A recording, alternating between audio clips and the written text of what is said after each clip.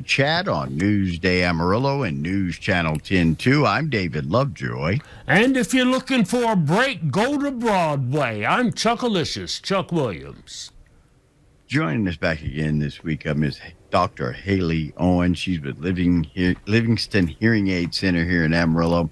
It's been 1 year since the FDA approved over-the-counter hearing aids, hearing amplifiers. What has that done? What has it changed the landscape? Are people now getting back into their worlds again because they can hear, be a part of conversation? Dr. Haley Owen is here to discuss what she's seeing 1 year later and the importance of hearing health. Doctor, thank you for coming back with us today. Thanks for having me.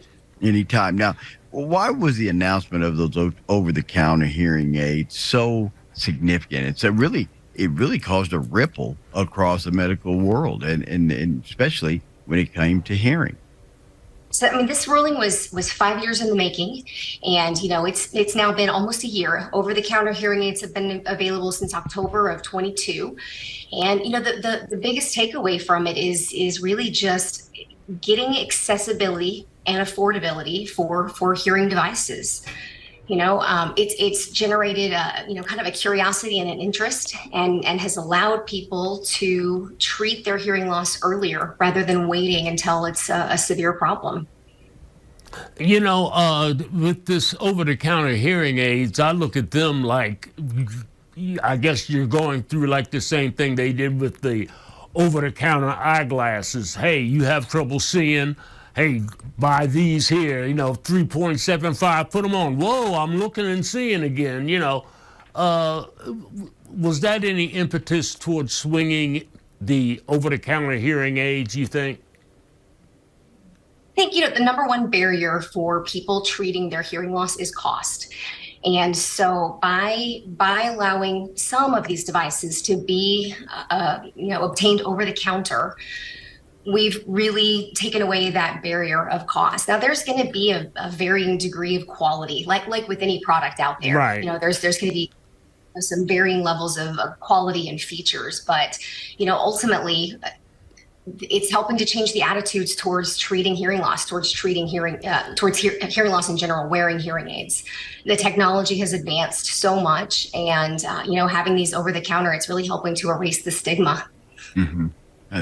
Well, let me ask you this. Do they work for everyone? Are they applicable in every situation? They don't. They're designed for people with a mild to moderate hearing loss. So, we don't always know what level our hearing loss is at. So, we really do still need to have our hearing tested by a professional to find out if this is the right product for us.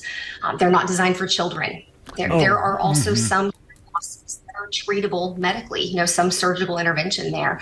And if you haven't had your hearing evaluated by a professional, you could be missing something or getting a device that really isn't designed for your type of hearing loss. What kind of signs should we be looking for? Especially my dad will be 90 in October, and even young kids. It doesn't matter what age level you are. What signs should we be looking for? The first thing we typically hear is, I hear you, I just can't understand what you're saying. Speech isn't as clear. I hear fine, volume is good, but I just can't make out the words as well. We also see people turning up the television more than they used to, asking people to repeat kind of more than we typically would see. And honestly, trouble in background noise. Everybody struggles a little bit in background noise, but when you're really struggling to follow a conversation in background noise, these are usually the first things we hear. I always like to joke that the person with the hearing loss is usually the last one to know. Right. Family members telling you, you're not hearing me. And their response usually is, I hear you. And they do. They hear you fine. They just can't always understand the words.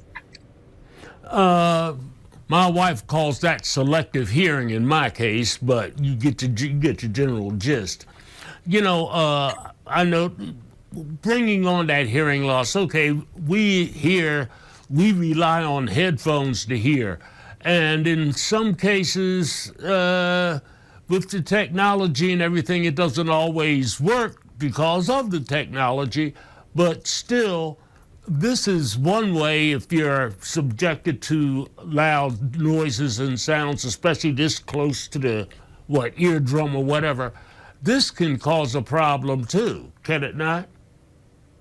Absolutely. I mean, noise exposure is sure, we're all going to age. We're all going to get there eventually, right? But certain jobs, certain occupations where we're exposed to more noise, you probably should be having your hearing tested sooner. It's not necessarily an old age problem, right? I mean, it's going to happen eventually anyway.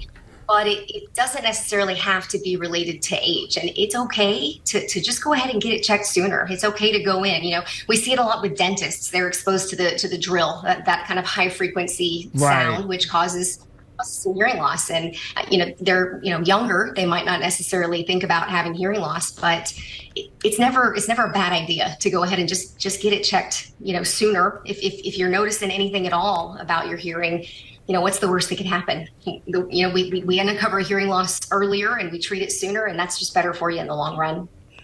Doctor, let me ask you this: why is hearing health so important? What makes it such a hot ticket item? Something that we should put as the top of one of our priorities when it comes to overall health. Yeah, hearing allows us conversation. Conversation is connection. As humans, it's part of what we're built on. We communicate. With hearing loss, we tend to withdraw. Less communication. It creates loneliness, isolation. It's more difficult to converse. Therefore, we choose not to. And it really, in the long run, can lead to cognitive decline. There's other health conditions as well that are kind of connected to hearing loss. But ultimately, I think the loneliness and the isolation from hearing loss is probably the biggest effect. Is this hearing loss, now, when you say cognitive, I'm presuming that we're talking about young kids too, like in first, second grade. If they're not hearing, they're not learning. So is there any bottom line or bottom age to have a child checked for hearing loss? So the kids usually are getting their hearing screenings done in school, which is good. Hearing loss at that age can actually delay language acquisition. So that's pretty important part of the equation. But they're generally getting their hearing checked when they're in school. Newborn hearing screenings, those are all happening regularly. But as we get older, I don't think there's a bottom age. I think if you, or frankly someone you love, is noticing that you're not hearing the way you should, it's probably a good idea.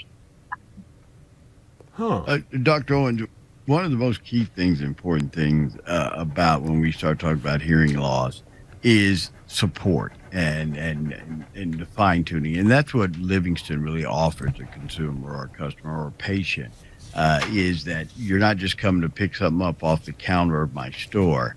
It's also, I'm going to work with you. I'm going to consult with you. I'm going to talk with you about some of the bumpy roads you may have before and after using a hearing aid. Why is that so important? Why is it so important that you have that follow-up care or that continuum of care? Yeah, we see treating hearing loss or wearing hearing aids as a journey, and we really want to be your partner in that journey. I always joke with my patients, you're going to be here more often than you want to be. In the long run, we're going to be friends, whether you like it or not.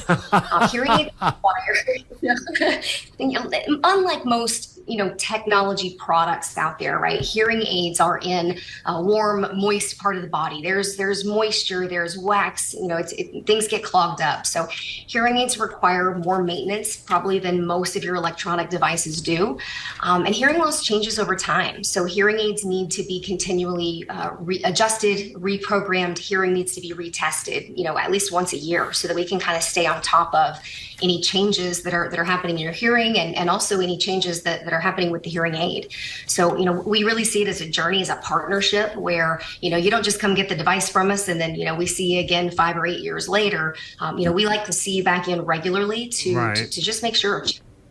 Kind of helping you down that road of acclimating to your hearing aids and counseling through the difficulties. You kind of have to retrain the whole world on how to better communicate with you, because hearing loss is the one thing, the one disability that the rest of the world doesn't necessarily see as a disability. They don't necessarily change behaviors for you. So we have to train them how to, talk to you instead of talking from another room, helping you to reduce background noise in environments and just being a little more patient so that communication can take place effectively.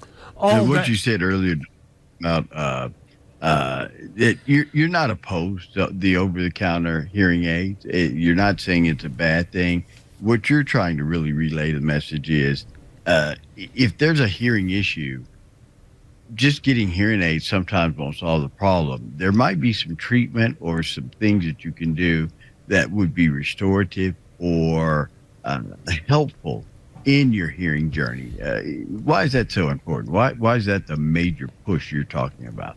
Yeah, I mean, at Livingston, we have supported the Over-the-Counter Hearing Aid Act, from the start. Anything that we can do to get people to treat their hearing loss sooner, to relieve the burden of cost from them, right?